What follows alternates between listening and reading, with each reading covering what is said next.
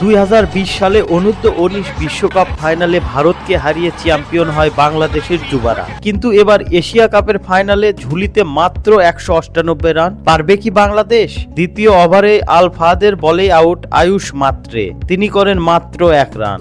এরপর মারুফ মেধা ফেরান বৈভব সূর্যবংশীকে। এই সেই সূর্যবংশী যিনি আইপিএল ইতিহাসে সর্বকনিষ্ঠ খেলোয়াড় হিসেবে বিক্রি হয়েছেন। তিনি করেছেন 7 বলে 9 রান। 5 ওভার শেষে ইন্ডিয়ার সংগ্রহ 2 উইকেটে 25।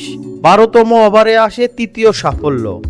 আন্দ্রে সিদ্ধার্থ 35 বলে করেন 20 রান। এক প্রান্ত আগলে রাখেন কেপি কার্তিকেয়া। 20 ওভার শেষে ভারতীয় যুবাদের রান 3 উইকেটে 72।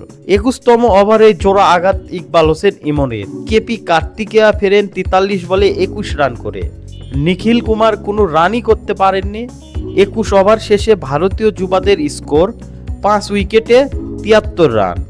ইকবাল হোসেন ইমন তুলে নেন আরও একটি উইকেট। 81 রানে ষষ্ঠ উইকেটের পতন।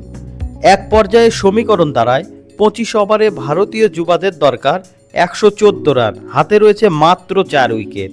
27তম ওভারে সপ্তম উইকেট তুলে নেন আল ফাহাদ। জয়ের সুবাস পেতে শুরু করে বাংলাদেশ অনূর্ধ্ব-19 দল।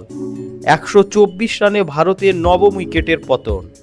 শেষ পর্যন্ত 35 ওভার 2 বলে 149 রানে অল আউট হয় ভারত।